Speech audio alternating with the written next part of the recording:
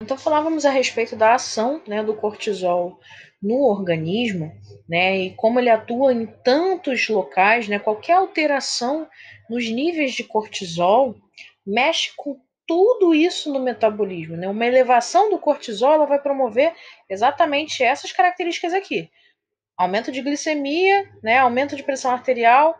Uma queda no cortisol faz exatamente o contrário. Né? Então, dosar o cortisol é importante para avaliar distúrbios metabólicos também no organismo, tá? E em relação à dosagem, né, a gente pode avaliar cortisol de 3 formas. A gente pode fazer a dosagem do cortisol salivar, a dosagem do cortisol urinário e a dosagem do cortisol no sangue, né, usando o soro. Então, essa aqui, né, é o tubinho salivete, né, de coleta para saliva, que é relativamente mais fácil, né, de se fazer a coleta e não tem todo o procedimento que você teria na análise sanguínea.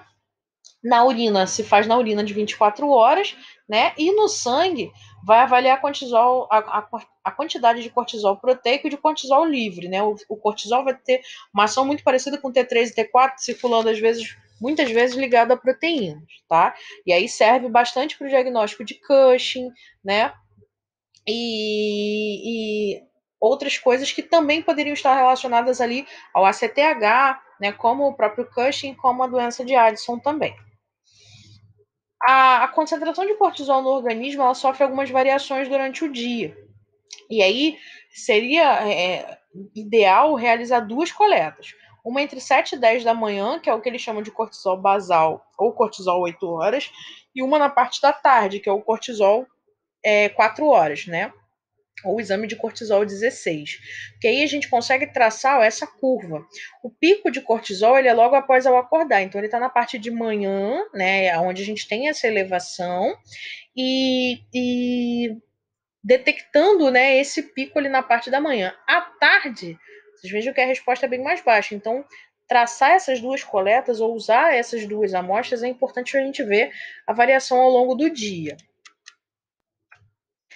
Fazer jejum de 4 horas é importante, né? Seja na coleta de 8 ou nas de 16 horas. Evitar de fazer o exercício físico no dia anterior ao exame, né? Porque aí você poderia estimular o metabolismo de estresse e acabar interferindo ali no cortisol.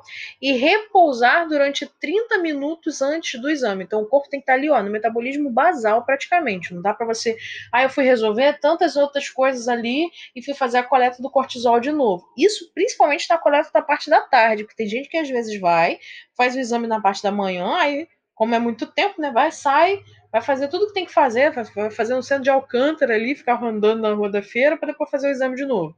Vai dar alterado. Então, tem que ter ali 30 minutos de repouso antes da coleta.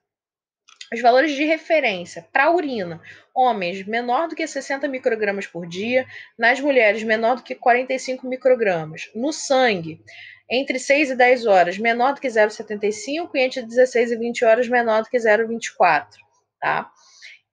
Microgramas também.